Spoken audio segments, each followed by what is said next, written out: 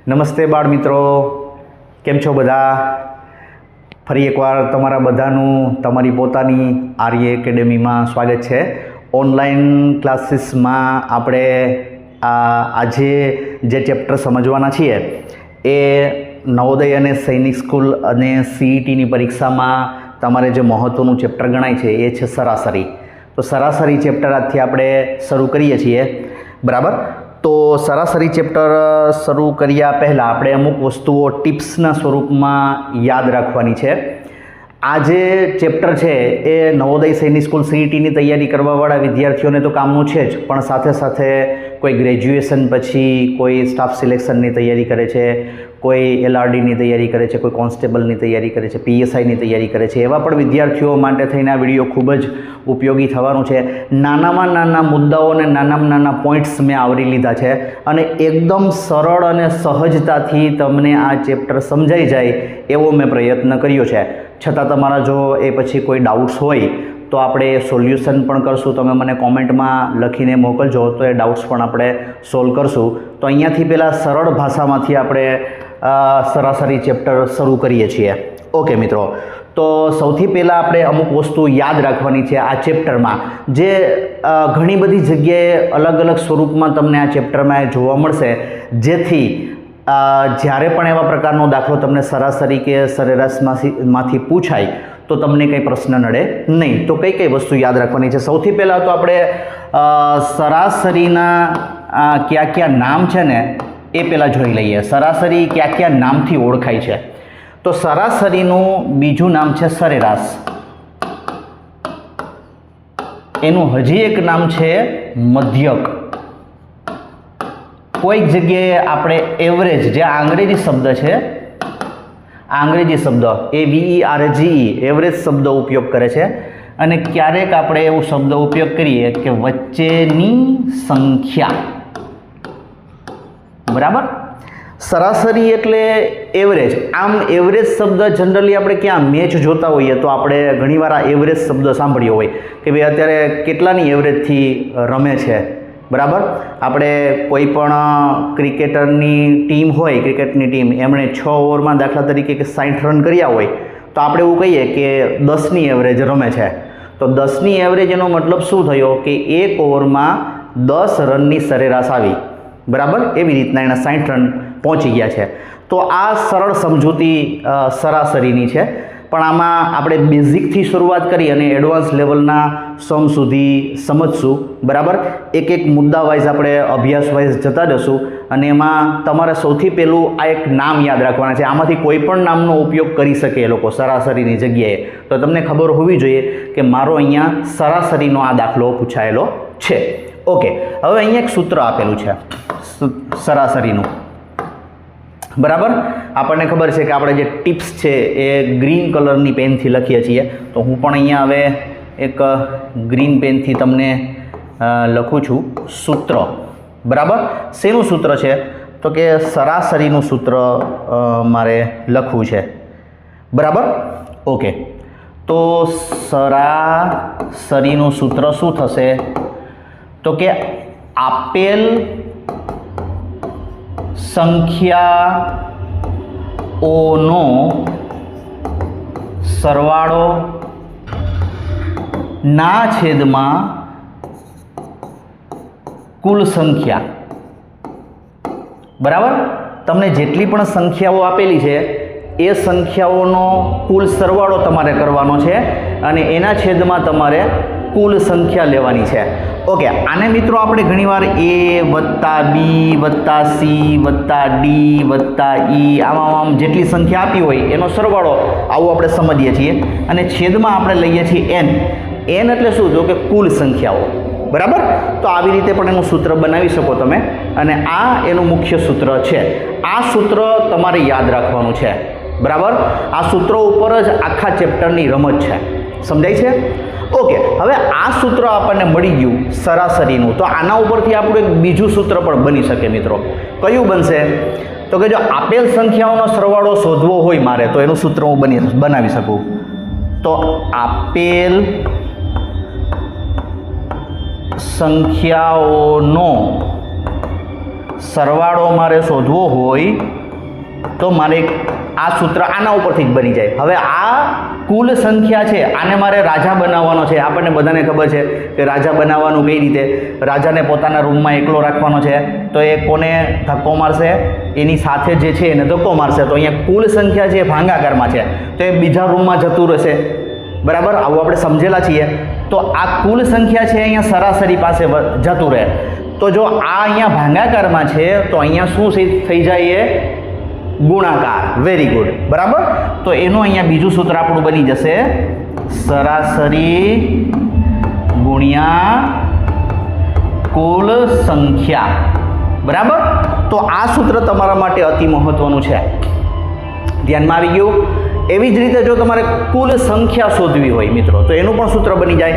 આ કુલ સંખ્યાને આ બાજુ જતો રહ્યો, એને મુખ્ય રાજા બનાવી દો, અને આ સરાસરીને આ બાજુ લઈ ગયો, તો પણ તમારું સૂત્ર બની જાય. બરાબર, તો એ સૂત્ર શું બનશે આપણું?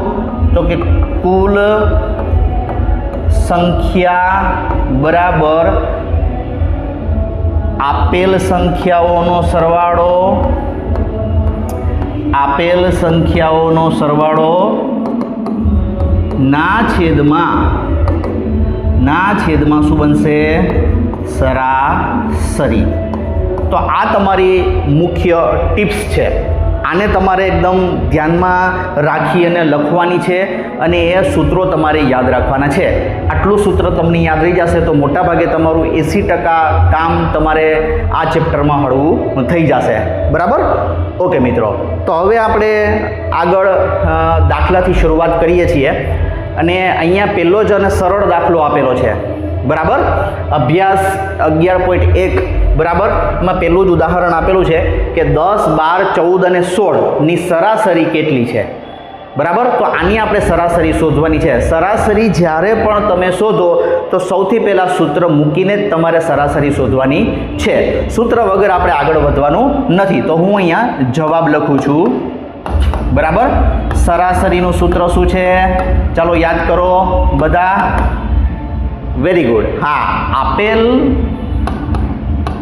સંખ્યાઓનો સરવાળો, આપેલ સંખ્યાઓનો સરવાળો ના છેદમાં કુલ સંખ્યાઓ, કુલ સંખ્યાઓ. બરાબર છે મિત્રો? ઓકે, તો આપેલ સંખ્યાઓનો સરવાળો, જો અહીંયા 10, 12, 14 અને 16 ની સરાસરી એટલે કે એની સરેરાશ શોધવાની કીધી છે. જો 4 સંખ્યાઓ આપેલી છે તો આપેલ સંખ્યાઓનો સરવાળો, ચાલો 10 વત્તા 12 વત્તા 14 વત્તા 16, તો આપેલી સંખ્યાઓનો સરવાળો થઈ ગયો. ઓકે, ચાલો એના છેદમાં કુલ સંખ્યા, કેટલી સંખ્યા છે? 1 2 3 4. ઓકે, 4. તો આ 4 વડે આને ભાંગશું, આનો જે સરવાળો કરશું એને 4 વડે ભાંગીએ તો જે જવાબ આવે એ આપણો સરાસરી આપણને મળે. ચાલો, તો 10, 14 ને 16 30, 30 ને 10 40, 40 ને 10 50, 50 ને 2 52, 52 ના છેદમાં 4 આવે તો આપણો સરાસરી આપણને મળી 13. તો આ આપણો જવાબ થશે. એનો મતલબ કે ડી ડેલી એ આપણો જવાબ છે મિત્રો. સમજાણું? તો આની સરાસરી કેટલી આવી? 13 આવી. ઓકે, આને બીજી એક સરળ ભાષામાં તમારે સમજવું હોય તો હું તમને સમજાવી શકું. મેં સરાસરીમાં એક શબ્દ એવો લખેલો છે કે વચ્ચેની સંખ્યા. બરાબર, સરાસરી એટલે વચ્ચેની સંખ્યા. ચાલો, તો એક હું તમને અહીંયા સમજણ માટે થઈને એક વસ્તુ સમજાવું. અહીંયા 10 થી લઈને 16 સુધીની આમ જોઈએ તો 10, 12, 14 અને 16 આ ક્રમિક બેકી સંખ્યાઓ છે. તો હું ક્રમિક બેકી સંખ્યાઓને એક સર લાઇનમાં લખી નાખું. આમ તો 10, પછી લાઇનમાં જ બધી સંખ્યાઓ લખું છું. 11, 12, 13, 14, 15 અને 16. તો 10 થી 16 મેં લખી નાખ્યું મિત્રો. બરાબર છે? હવે આમાં જુઓ જી, આમાં વચ્ચેની સંખ્યા કઈ થાય છે? તો કુલ 1 2 3 4 5 6 અને 7 સંખ્યા છે. તો આપણને ખબર છે કે વચ્ચેની સંખ્યા હંમેશા ચોથી નંબરની, 7 જ્યારે હોય ત્યારે ચોથા નંબરની સંખ્યા વચ્ચેની હોય. તો જુઓ 3 સંખ્યા આ બાજુ, 3 સંખ્યા ઓલી બાજુ, તો 13 અહીંયા મધ્યક છે, વચ્ચેની સંખ્યા છે. તો આપણો જવાબ પણ 13 આવ્યો છે. એટલે સરાસરી એટલે બીજું કાંઈ નથી, વચ્ચેની સંખ્યા શોધવાની, મધ્યક શોધવાનો છે. તો આ આસાનીથી તમને સમજાઈ ગયું, ધ્યાનમાં આવી ગયું. ઓકે, આ સૂત્ર અતિ મહત્વનું છે. આપણે A + B + C + D એવું પણ આપણે સમજી શકીએ. અને આ છેદમાં n એટલે કુલ સંખ્યા 4. ધ્યાનમાં આવી ગયું? બરાબર. તો આ ઇઝી છે. બરાબર. ચાલો બીજું ઉદાહરણ આપણે જોઈ લઈએ. વિરાટ કોહલીએ છેલ્લી 5 ઇનિંગમાં એટલે કે 5 મેચમાં 98 રન, 22 રન, 102 રન, 50 રન અને 33 રન બનાવ્યા હોય તો તેના 5 મેચમાં કેટલા કરેલા રનનો મધ્યક શોધવાનો છે. ઓકે મિત્રો, જો આ ક્રમમાં નથી તો આને આપણે સૂત્રની મદદથી જ શોધવું પડશે. બરાબર. ક્રમમાં હોય તો વચ્ચેની સંખ્યા ડાયરેક્ટલી શોધાઈ જાય, પણ આ ક્રમમાં કાંઈ છે નહીં, તો આપણે એને સૂત્રની મદદથી જ સમજશું. તો સરાસરીનું સૂત્ર આપણે મૂકવાનું છે જવાબમાં. સરાસરી બરાબર આપેલ સંખ્યાઓનો સરવાળો. સૂત્ર દરેક વખતે મૂકજો મિત્રો, જેથી તમને લખવામાં, સમજવામાં, પાકું કરવામાં આ ફટાફટ સૂત્ર યાદ રહી જાય. આપેલ સંખ્યાઓનો સરવાળો ના છેદમાં કુલ સંખ્યા. બરાબર. ચાલો ઓકે, ચાલો તો હવે આપેલ સંખ્યા કઈ કઈ છે? 98 વત્તા 22 વત્તા 102 વત્તા 50 વત્તા 33. કુલ કેટલી ઇનિંગ છે? 1 2 3 4 5. એણે 5 વાર દાવ લીધો અને 5 વારમાં આટલા રન કર્યા. પહેલા મેચમાં 98 કર્યા, બીજામાં 22, ત્રીજામાં 102, ચોથામાં 50 અને પાંચમામાં 33. ઓકે, એ 5 ઇનિંગ એટલે કુલ કેટલી સંખ્યા? તો કે કુલ 5 મેચ, એ સંખ્યા n થયું તમારું. ઓકે, હવે આનો આપણે સરવાળો કરીએ. ચલો, તો 98 ને 22 120, 120 ને 100 તો કે 220, 220 ને 2 222, 222 ને 50 272 અને 272 ને 33 305. તો 305 ના છેદમાં 5 આવું આવે. ચાલો, તો હવે આના છેદ ઉડાડતા આવડે છે. ઘણા બાળકોને કદાચ છેદ ઉડાડતા ન આવડતા હોય તો ડાયરેક્ટલી એ લોકો આવી રીતે 305 ભાગ્યા 5 આવો ભાગાકાર પણ કરી શકે. ચાલો, તો આ ભાગાકાર જ છે. બરાબર. તો 5 6 30 બરાબર 0 0 ઉપરથી ઉતાર્યો પાંચડો, 5 એકુ 5. બરાબર. ઓકે, તો આપણો જવાબ શું આવ્યો? 61 રન. બરાબર. તો આ આપણો જવાબ થયો. એને સરેરાશ રન કેટલા કર્યા? 61. તો અહીંયા આપણો જવાબ સાચો શું છે? બી બોમ્બે. બરાબર. તો સમજાઈ ગયું મિત્રો? તો છે ને ઇઝી? બરાબર. બધું ધ્યાનમાં આવ્યું? કદાચ કોઈ દાખલો સમજાણો ન હોય તો પાછો તમે વિડીયો જોઈ લેજો, ડિટેલ્સથી તમને આ વસ્તુ સમજવા મળશે. તો આજે આપણે આ 2 ઉદાહરણ ખાસ આજે આપણે કરવાના છે. બરાબર. અને એના અભ્યાસ માટેની જે બાકીની ડિટેલ્સ છે એ પણ જો તમારે જોઈતી હોય, કંઈ સમજવું હોય તો તમે મને કોમેન્ટમાં મોકલી શકો છો અને આગળના વિડીયો આપણે લાવતા રહેશું. ધ્યાનથી જોતા રહેજો, લાઈક કરતા રહેજો, સબસ્ક્રાઈબ કરતા રહેજો અને એન્જોય કરો ગણિતને આર્ય એકેડમી સાથે. Thank you.